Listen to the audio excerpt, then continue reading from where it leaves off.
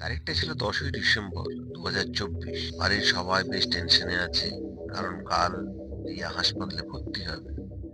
তার যা যা পেপার লাগবে সেই সবগুলো গোছাচ্ছিল যাতে ভুল না হয়। আমার বাড়িতে আবার অন্যরকম ব্যাপার চলছে। আমার ছেলে আর তার মা, মানে আমার স্ত্রী, আলোচনা করছে কাল কখন আর কিভাবে হাসপাতালে তারা যাবে। যাই হোক, সকাল হলো, ছেলে খবর নিল তার দিদি হাসপাতালের উদ্দেশ্যে রওনা দিয়েছে কিনা। কনফার্ম হয়ে সে এবং তার মা গাড়ি ধরে সোজা নিউটনের উদ্দেশ্যে রওনা দিল। আমারও ইচ্ছা ছিল ওদের সাথে যাবার, কিন্তু অফিসের জন্য যেতে পারলাম না। আমাকে একা পেলে সব পালালো, কি আর করবো। সময় মতো অফিসে গেলাম।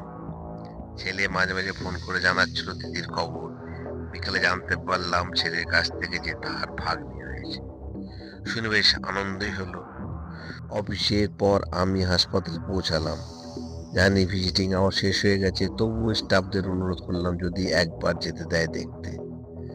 আমার কথা শুনে আমাকে রিয়ার কাছে যেতে অনুমতি দিলেন। গিয়ে দেখি ডাক্তার একটু আগে রিয়ার হাতে ছোট্ট শিশুটিকে তুলে দিয়েছেন। তাই নিজেকে মনে হলো খুব লাকি, কারণ দেরি করে এসেও শিশুটির মুখ দেখতে পেলাম। আমাকে দেখে আনন্দে রিয়ার চোখ দিয়ে আনন্দের অশ্রু ঝরে পড়ল।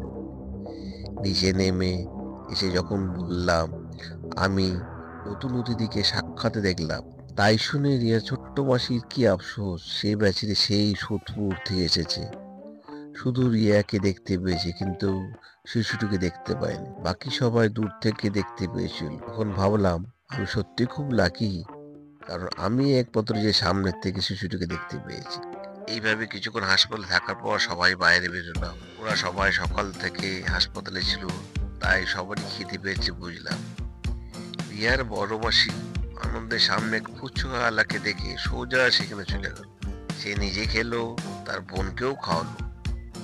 না, অস্বীকার করবো না, সে আমাদেরও বলেছিল, কিন্তু আমরা খাইনি।